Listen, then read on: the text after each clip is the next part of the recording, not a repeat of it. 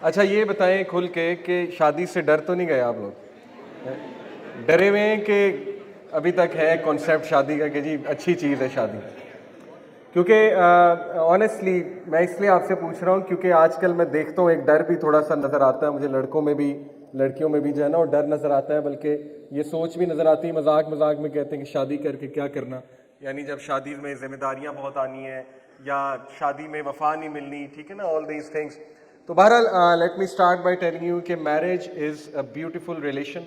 اور اللہ کے نبی صلی اللہ علیہ وسلم دیکھیے کتنا ناراض ہوئے تھے اس صحابی سے جس نے کہا تھا میں شادی ہی نہیں کروں گا. پتہ ہے نا آپ کو حدیث، اللہ کے نبی صلی اللہ علیہ وسلم کے سامنے 3 صحابہ آئے اور ایک نے کہا کہ یا رسول اللہ میں ساری رات عبادت کروں گا، سوؤں گا نہیں. ایک نے کہا رسول اللہ میں شادی نہیں کروں گا. ایک نے کہا میں ڈیلی روزہ رکھوں گا. تو اللہ کے نبی صلی اللہ علیہ وسلم جو ہے ان کا چہرہ غصے سے لال ہو گیا اور ان کا کہ میں تم سب میں زیادہ تقوی والا ہوں، لیکن میں نے شادی بھی کی ہے، میں روزے رکھتا ہوں تو ایک دن چھوڑ کے، اور میں رات کو سوتا ہوں، آرام بھی کرتا ہوں. تو الحمدللہ دیکھیں اٹس بیوٹیفل. اللہ سبحانہ و تعالیٰ میرج کو کتنا بیوٹیفلی ایکسپلین کرتے ہیں قرآن مجید میں، مودہ اور رحمہ کہہ کے، اور ظاہر ہے میاں بیوی کو ایک دوسرے کا لباس کہہ کے، اور لو از سچ اے اسٹرانگ ایموشن.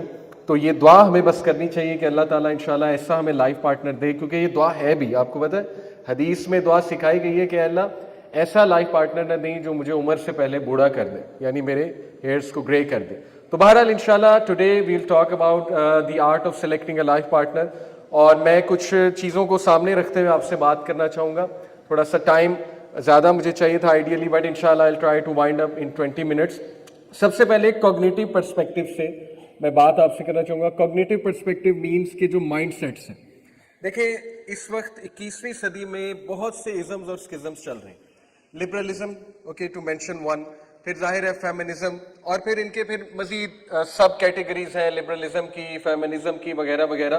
اور opinions, this is the age of opinions.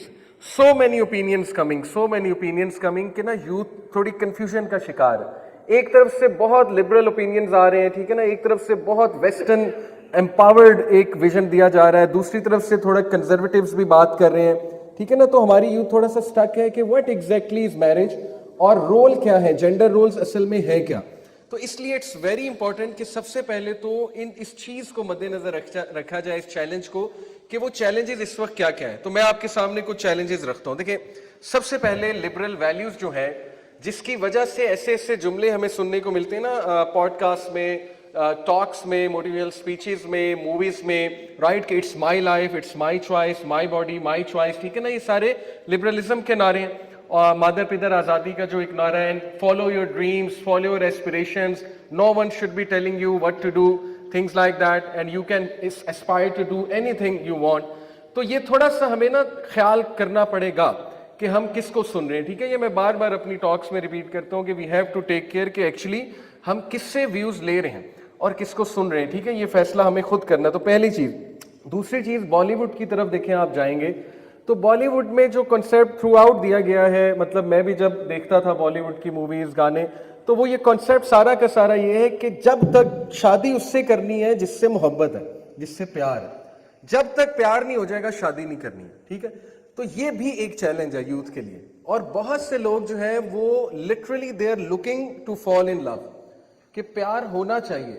اور پیار کی پھر ڈیفینیشن بھی کیا ہے، یہ بھی ایک ریلیٹیو سی چیز ہے نا، کہ پیار اصل میں ہے کیا. پیار انفیٹویشن کا نام ہے، کسی کو پسند کرنے کا نام ہے، کسی کے ساتھ اٹیچ ہونے کا نام ہے، یا یہ ہے کیا.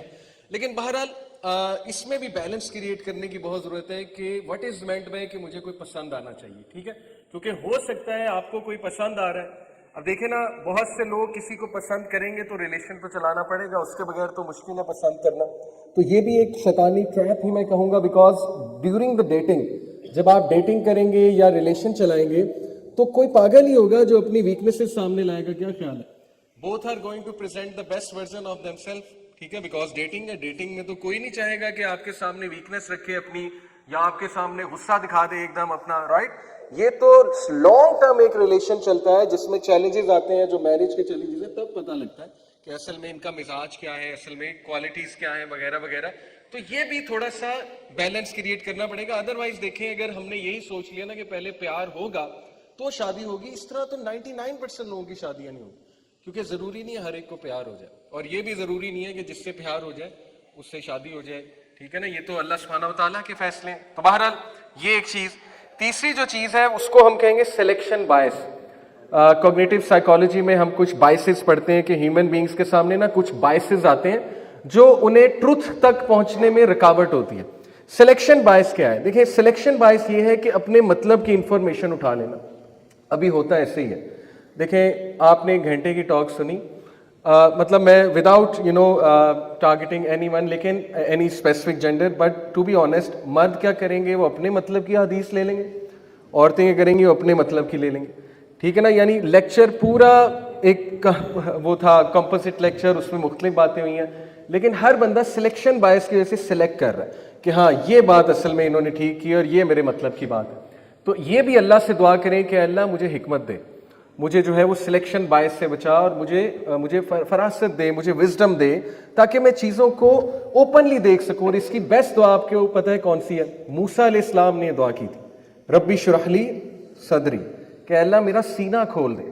سینہ کھولنے کا مطلب یہ ہے کہ مجھے چیزیں نظر آنے لگ جائیں. ٹھیک ہے نا, اور یہ جو میرے بائسز ہیں جو ٹو بی آنیسٹ میرے کنٹرول میں نہیں ہے, ان کو ذرا جو ہے نا وہ میں کنٹرول کرنے کی کوشش کروں اللہ سبحانہ و تعالیٰ کے فضل سے. فار ایگزامپل دیکھیں سلیکشن بائسز میں میں آپ کو ٹو بی آنیسٹ ایک سچا واقعہ سناتا ہوں کہ ایک بردر ہے, وہ ہمارے پاس آ کے بڑا روئے اور بڑی انہوں نے شکایت کی کہ یار وہ فلانے اسپیکر ہیں, انہوں نے یہ ایک بات کر دی, اس کے بعد سے بس وہ دن اور آج کا دن میری شادی جو ہے نا وہ خراب ہو گئی ہے اور میرے ناک میں دم ہوا ہے. ٹو بی آنیسٹ یہ ان کے الفاظ کوٹ ان کوٹ میں آپ کو کر رہا ہوں.